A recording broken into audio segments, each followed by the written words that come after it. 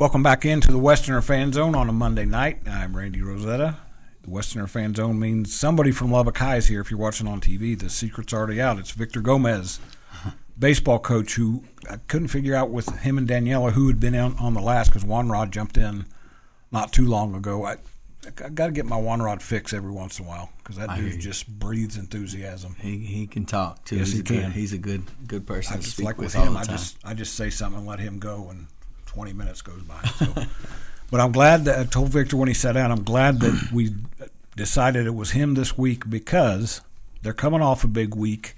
And they come into this week, this is the week when you play Monterey twice. And that's always a big deal when Lubbock High and Monterey get together. I think not that it's not a big deal for Monterey this week. It's a big deal for them because they won a couple of games. But it's big for you guys because I think you guys are the better team this year. Monterey folks can get mad at me if they want. But I think you guys have a better team this year. And this is a week where you go in needing to kind of establish that, hey, we've got a chance to be a playoff team. You may not win both games, but this is a chance to show that you're here for real. Yes, sir. We look at it that way, And I tell the guys, always respect who you're playing, but feel confident where you're a better team, regardless. And this has been for the past few years. That's just the mentality we need to have. And we're kind of looking at it, and we've kind of looked like, hey, if we can split every series from here on out, we could be in a good situation. Of course, we'd like to win every series 100%, but that's kind of what our goal is. Our first goal is trying to get in the playoffs. So that starts. It started already, but it picks back up tomorrow. It'd be a huge win for us to go get a win. But I know those guys are going to come play, and they're going to play hard. I know they just had a couple wins, and they've been in some games, and just kind of at the end, kind of some of the stuff that we've done to ourselves too. So it's one of those things like you go and you respect your opponent and play hard, but always come in with confidence to win. So that's what we're looking at doing. And you guys, before we started here, you mentioned the Coronado's doing well. The Coronado is, and you guys did exactly what Coronado has done the last couple of series. It's hard for me to call 2 games a series. I don't know what you call it. Yeah, it's. But it is what it is. You lost first of all, you lost to Tascosa 12-5, which there's no shame in losing a game. Snapped an 11-game winning streak. Came back and not only won, but had to fight and scratch and claw. And we've talked a couple times this year. I think your maturity is showing up. The fact that you guys have had some tough seasons. I think that your older guys they're showing a lot of. They're careful competing. About the word I use. Guts. Let's say guts. Yeah, they got some fight in them. Even Tascosa from the first inning, we just were kind of flat and fell behind 2-0, and we found a way. They kind of helped us out and got us back in at 2-2, and then same thing next inning. We gave another one away with a running and 3. Then we tied it up 3, and then we just kind of fell apart a little bit in that fourth inning, or maybe it was the third inning. Gave up 7, and it was a lot to overcome. So we ended up losing by 7, but once that happened after the game, we were like, hey, that's done. We can't change what's happened in the past. But like we said, our goal was to protect at home. Well, we failed at that. So now we got to go over there on the road and try and get a win. And you know what? We came in, we jumped up 4-0, had some miscues again, and then we fell down 5-4 right after that. Well, we didn't put our head down, and, these guys kept playing hard. And McGuire pitched well, gave us a chance to stay in the game the whole time, and had some big hits from the bottom of the lineup that were clutch to tie the game up and then to give us a lead. So, these guys just kept fighting, and they kept their head going. In the last inning, they had runner on first and third, and we made a play and got out and got the win. So it was big. We've talked about this, and I heard a high school kid told me this today, a girl soccer player, that kids like to be in tight games. Blowouts are fun, and maybe coaches breathe easy and don't get gray hair, but kids like to be in those high leverage, tough situations. I think that's, and I like hearing that because I don't know that that's always the case in the era we live in now where they like tough stuff. But I like hearing when high school athletes like to be in games that are tight like that. Yeah, well, I don't like to be in tight games, but what it does is it brings energy when you're in a tight game. Even if you lose at the end, you can see the team, you can see them all cheering together, pulling for each other, and sometimes that's, sports is competition, just like everything else. So that's just part of, either you're going to do it or you're not. It's just one of those things that if you can learn to deal with that pressure and keep on, it's going to go further than just playing sports. So, I think it's a good thing to prepare you for life as well. Some people don't sometimes forget coaches or teachers, not necessarily classroom teachers, are teaching about life. So you like to – I know the blowouts are fun, but you also like to see if your teaching's having an impact, and that's when you can see – are these guys listening and growing? Yes, for sure. Like, you always want to be able to understand that there's going to be good and bad.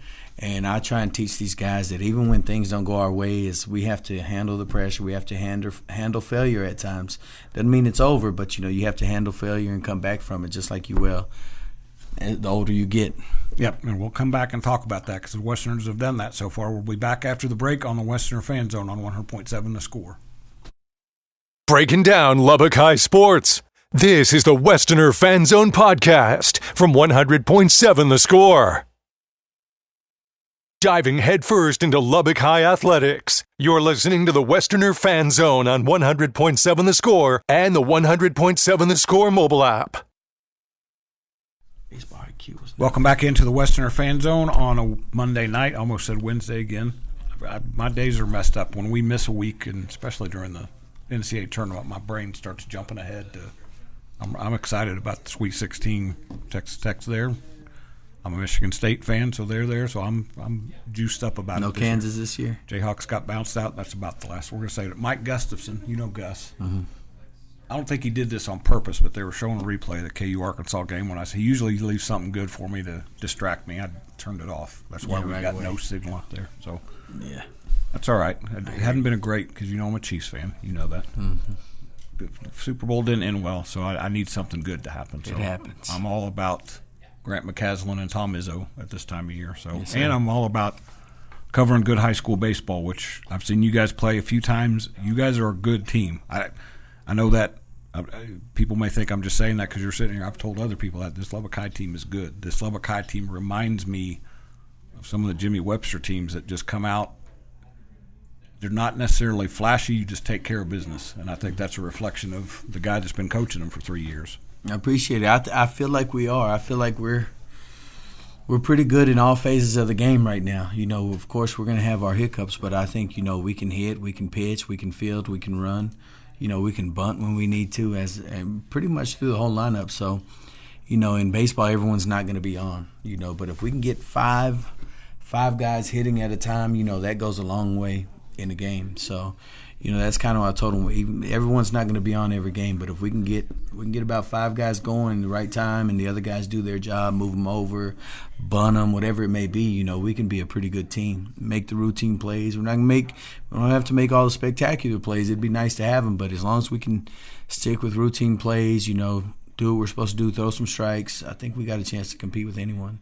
The throwing strikes part, that you just hit a soft spot with me because that maybe has been the thing that's been missing for you guys the last couple of years. You guys could do a lot of things well. We struggled on the mound to be consistent. Mm-hmm. You have at least, you can tell me if I'm wrong here, but you've got 3 dudes I know that as a coach you can give the ball to before the game and feel like you've got a shot. Mm-hmm.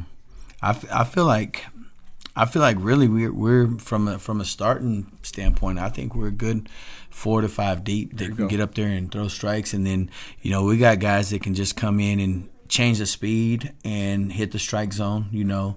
Keep some off-speed pitches. Maybe fastball's not coming as fast, but it locates in a good spot, and I don't feel any. Like when I put someone in, I feel good. Like they're going to throw strikes. If they hit it a mile and they hit base hit after base hit, hey, they did it. That's on them. It's a good job. Tip your hat. But I feel like we're not just going and give them free bases by walking them and hitting them. And I feel pretty good about all the guys going out there and doing that. And I'm not going to throw anybody under the bus, but I remember a game I covered last year where that was a problem, just getting the ball over the yes. plate. And I think the game I'm thinking of, I think you had to change pitchers either 3 or 4 times in an inning. That's probably a couple games. And you could just sense. I've gotten to know you well enough to just walking out there, you could just see the frustration just building and building. Yes, yes. I'm a former catcher too, mm-hmm. so that used to drive me nuts when a pitcher just wouldn't just. I'd rather see them get 15 base hits in a row. Yep. Let them hit it 7 than miles. Sit around and baseball's tough. You can hit as hard as you can. And you might hit it right at someone. Yep. So sometimes, hey, just throw a strike and see what happens. Maybe they pop it up. Maybe Give they ground those into other a seven double dudes play. a chance. Give them a chance to make a play. We can't do it. There's no defense for walks. No defense for walks at all. And like I said, that seems to be different with you guys. And the three guys I was thinking of were the two Ivans, McGuire and Rodriguez and Joe Rosendo. Those three have been around the program for a while. And who are the other guys you're thinking of? We have Josiah Ordonez. He started our second game against Caprock. He came in and did a great job, which they scored one run. We have Andres Alvarez, who can also come out, and he's going to beat up the strike zone all day, and he has good off speed. And then we have a couple guys that can come in relief, like we have Mario Rodriguez, Aaron Chavita. We have we have pitchers that we can just dig into them and they can come out and throw strikes. I feel the confident. fact that you could rattle off that many names is you've built depth. Yes, we have depth. You have to have confidence. You have to have experience, and you have to have depth. To me, to be a good high school team, and it took a couple years with you, but I think you guys are there. This week, I mentioned Monterey. It's at Magle Field Tuesday. Yes, sir. We're at Magle tomorrow. And then at your place on Friday. At our place on Friday, and yes. we're finally settled into now to the somewhat of a routine, 2, sometimes 3 games a week. But this is a big week for you guys. You're standing 3-1. I've got the wrong standings up there. No, that's right. We're 3-1 in district. So big week for the Westerners. I'm glad Victor came in so we can talk about that. We're going to come back after this break on the High School Fan Zone with the Plainsman Fan Zone. This is Randy Rosetta, and we'll be back after the break.